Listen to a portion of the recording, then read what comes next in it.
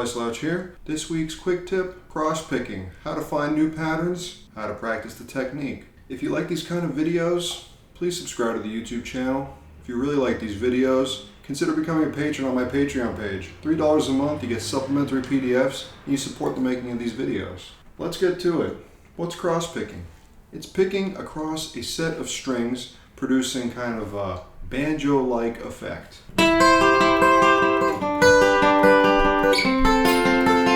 It's good for accompaniment to songs you're singing, for example. It's good for improvising when you're playing solos. To begin to illustrate the cross-picking patterns, I want to use a root inversion C chord on the G-B-E string set. Let's define the strings by the numbers 1, 2, and 3. 1 being the lowest voice, 2 being the middle voice, and 3 being the highest voice. So if I were to say a pattern just playing 1, 2, 3, it would be low, middle, high. 1, 2, 3. Now let's take a rhythmic unit. Say a bar of 4 beats. 1, 2, 3, 4. We can subdivide that bar into 8 eighth notes. 1 and 2 and 3 and 4 and.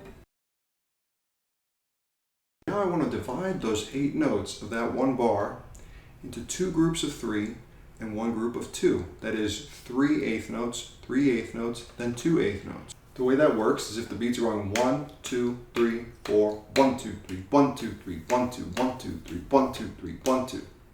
That will be our rhythmic template for our cross-picking pattern.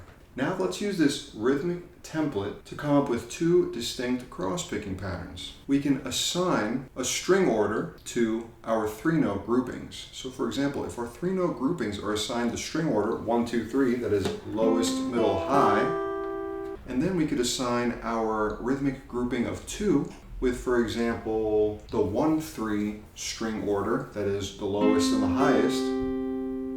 We could input that into our rhythmic template, and it would be 1, 2, 3, 1, 2, 3, 1, 3, where those numbers represent strings. So that cross-picking pattern then would sound like this, using our root inversion C. 1, 2, 3, 1, 2, 3, 1, 3. There's our first 1-bar cross-picking pattern. With a rhythmic template of 3, 3, 2, the groupings of 3 are assigned the string order 1, 2, 3, and the grouping of 2 is assigned the string order 1, 3. Next, I would go to a tune and try to input it. Say, for example, the beat part to the great fiddle tune, Back Up and Push. The chord progression goes 4 chord, 1 chord, 5 chord, 1 chord.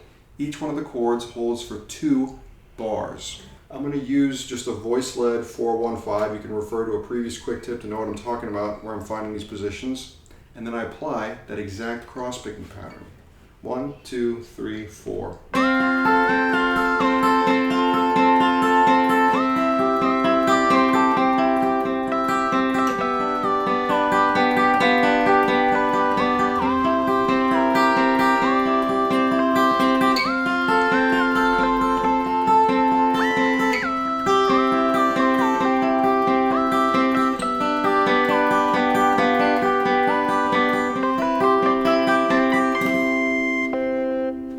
Cool. Now you see our general method. We came up with a rhythmic template. We assign each element of the template a certain string order, and then we input it. A quick note about pick direction. You can get pretty creative, doubling with downstrokes, doubling with upstrokes to do certain accents. But for starters, I just go with the general law of alternate picking. On a downbeat, down pick. On an upbeat, up pick. Once you get comfortable with that, you can start varying it up a little bit if you feel like it. Using the same chord, a C root inversion, let's redefine the order of the 3-note grouping. Say, for example, 1, 3, 2, the lowest to the highest to the middle. And then for a 2-note grouping, let's do 3, 2. It would sound like this. 1, 3, 2, 1, 3, 2, 3, 2, 1, 3, 2, 1, 3, 2, 3, 2. Over, back up and push. 2, 3, 4.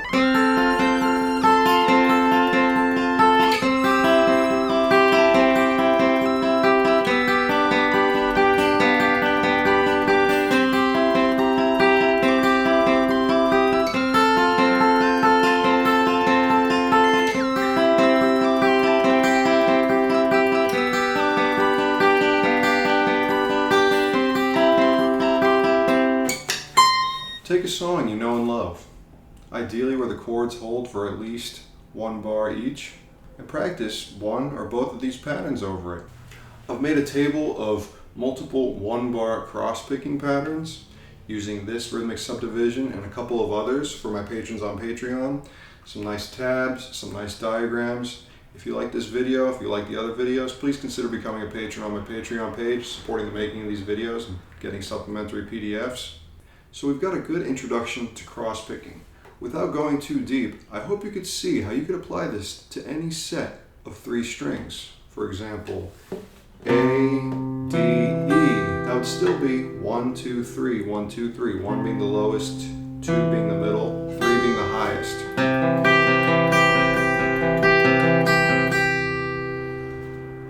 You could also alter the rhythmic template. 3, 2, 3, for example. 2, 3, 3.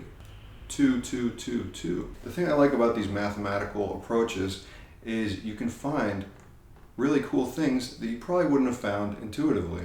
It might seem really cerebral at first, but maybe by practicing a couple things that are unfamiliar to you at first, some of these ideas, some of these sounds will start coming into your intuition when you're just jamming, having fun, and not necessarily thinking about it as much. I look forward to exploring cross-picking more in depth, more creatively in the future with you. Please subscribe to the YouTube channel, new quick tips every Friday.